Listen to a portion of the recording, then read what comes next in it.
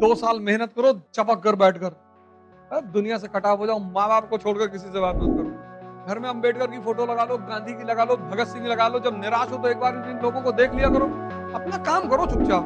भगत सिंह के फोटो लगाओगे और देखोगे 5 मिनट तो लगा कि यार उद्देश्य महान होना चाहिए। मंदिर में बैठ के पूजा किए तो क्या किए, बाहर में बैठ के ध्यान लगा रहे, गर्लफ्रेंड की गोद में लेटे और नेशनल इनकम कैलकुलेट हो रहा है। ये पूरा जीवन तुम्हारे ताकत पे चलता है। शक्ति पे ध्यान दो, ज्ञान पर ध्यान दो, पढ़ाई करो, तुम मत टेंशन लो।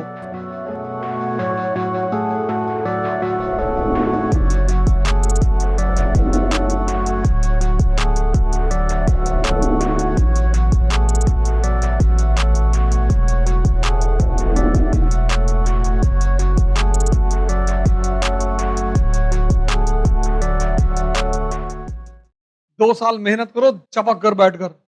दुनिया से कटा हो जाओ, माँ बाप को छोड़कर किसी से बात मत करो। कोई ज्यादा टेंशन करे भगा दूं, किसी के पीछे मत भागो और किसी को फोन मत मिलाया करो जब तक वो तुमको ना मिलाए। चाहे लड़का हो चाहे लड़की, पढ़ते वक्त फोन स्विच ऑफ कर दो और पढ़ने में डिस्टर्ब करो उसको घबरो में बुला के खूब पीटो पहले। हाँ, कोई बीमार है तुम्हारा रिश्तेदार, तुम्हें उसकी जरूरत है, चले जाओ उसकी मदद कर दो। ये सब मानवता है। मानवता मत छोड़ो, लेकिन बेवकूफियां मत करो। बड़े वाले फूफा आए नीचे बैठे हैं, 4 घंटे उनके साथ बैठे हो, नहीं तो नाराज हो जाए, नाराज भागोगे, जाओ अपने घर। यहाँ आके कौन बोला था बैठने के लिए? अपना काम करो चुपचाप। घर में अंबेडकर की फोटो लगा लो, गांधी की लगा लो, भगत सिंह की लगा लो। जब निराश हो तो एक बार इन लोगों को देख लिया करो, जो ऊर्जा से भर जाओगे एकदम से। विवेकानंद की लगा लो, विवेकानंद की फोटो लगा के देखोगे, तुम्हें लगेगा कि यार कितना सुलझा हुआ मन है। फ्रांस में गए, पेरिस में सारी धार्मिक ग्रंथ रखी हुई है, सबसे नीचे गीता रखी है। एक पादरी ने मजा लिया, अब बाबा जी गीता की हालत देख रहे हो, सबसे नीचे रखी है। बोले देख तो रहे, हटा दो तो बाकी भरभरा के गिर जाए।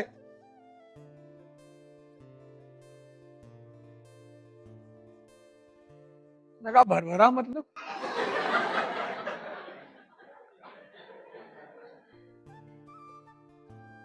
समझ तो गया वो कि कहां मार रहा है ये। इसको बोलते हैं सुलझा हुआ दिमाग। फोटो की पूजा नहीं करनी, उनसे ऊर्जा लेनी है।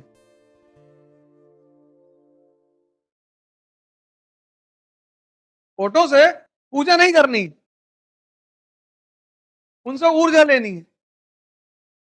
भगत सिंह की लगा लो, यार जवानी में इतना बड़ा उद्देश्य।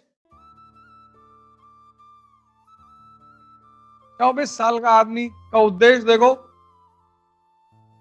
तुम कह रहे हो अभी तो हमारी उम्र 24 साल है, अभी हमारे बड़े भैया की शादी नहीं हुई है। तुम यार अजीब अजीब रायता फैलाए हो जीवन में। ऐसी ऐसी बात कहते तो हमसे आके हम दुखी हो जाते कि अब क्या कहें तुमसे। भगत सिंह के फोटो लगाओगे और देखोगे 5 मिनट तो लगा कि यार उद्देश्य महान होना चाहिए। उनकी मां ने कहा शादी कर लो, बोले कर लिए मौत से। अरे बोले इतना खतरनाक दुल्हन, जवानी ही तो है। इसलिए हिंदू मूर्ति पूजा करते थे, ऊर्जा लेने के लिए। बाद में उन्हीं मूर्तियों से भीख मांगने लगे वो, बस कमजोर हो गए। वो जो मेन उद्देश्य था मूर्ति पूजा का वो भूल गए। राम की पूजा कर रहे हो तो तुम्हें पता है त्याग और तपस्या से राजा बना जाता और भगवान। तो तुम्हारा जो उद्देश्य वैसे ही तुम्हारा भगवान। तुम डाकू हो तो मां भवानी की मूर्ति लगी है, तो डाकू भी तो भगवान मानते हैं ना।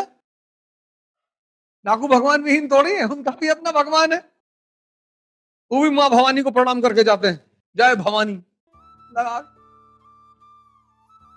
इसलिए मूर्ति पूजा शुरू हुई थी कि हर वर्ग के पास अपना देवता होगा, उससे ऊर्जा लेने के लिए, उससे भीख मांगने के लिए नहीं।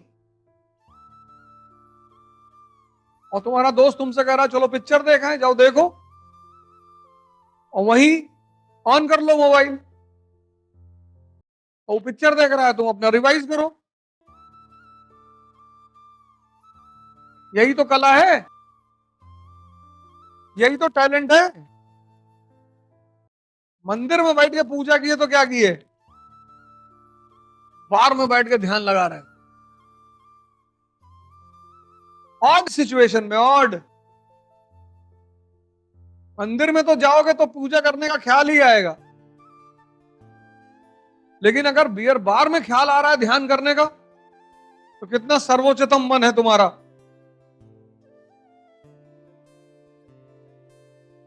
गर्लफ्रेंड की गोद में लेटे और नेशनल इनकम कैलकुलेट हो रहा है,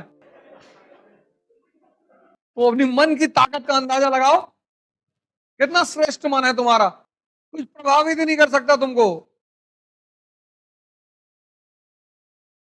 और जब भी जीतोगे मन की श्रेष्ठता की वजह से जीतोगे, ना कोचिंग की वजह से जीतोगे, ना किताबों की वजह से जीतोगे, ना किसी टीचर की वजह से जीतोगे। बन जाए सारे ब्राह्मण परशुराम, और बन जाए सारे दलित अंबेडकर।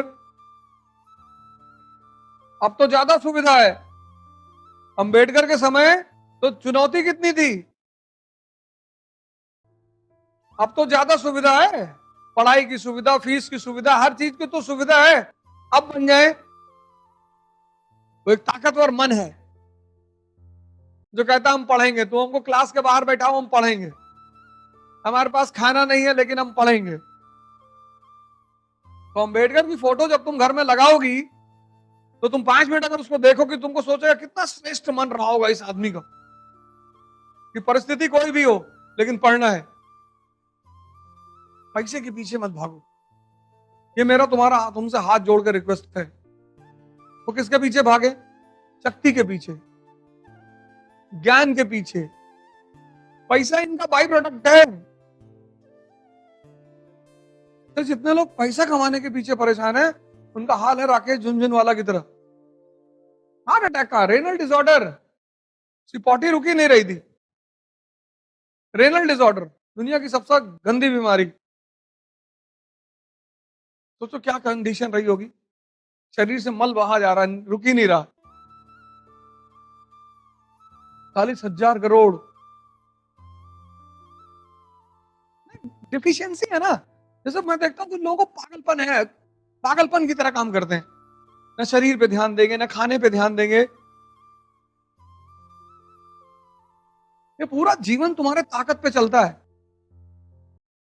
शक्ति पे ध्यान दो, ज्ञान पर ध्यान दो, पढ़ाई करो, तुम मत टेंशन लो। तुम घड़ी नहीं पहने हो 2 करोड़ की तो क्या फर्क पड़ता है। तुम्हारे साथ 2 आदमी है टाइम बताने वाले, उनसे पूछ लो। हाँ, शक्ति इतनी होनी चाहिए कि तुमने फोन कर दिया, तुम्हें गाड़ी चाहिए, दिल्ली जाना है, 4 गाड़ियां चाहिए, तुमने फोन कर दिया किसी को, जयसवाल जाओ, हाँ साहब 4 गाड़ी नहीं आना सुबह, जी भैया। अरे तुम क्या खरीद रहे हो, उसका मेंटेनेंस, उसका साफ सफाई, उसका टायर, उसका ऑयल, सब चिंता तुम्हारी। तुम सिर्फ पढ़ाई पे ध्यान दो, क्योंकि जब तक मूर्खों के पास पैसा है, तब तक समझदारों को कमाने की कोई जरूरत है नहीं। सिद्धांत है ये।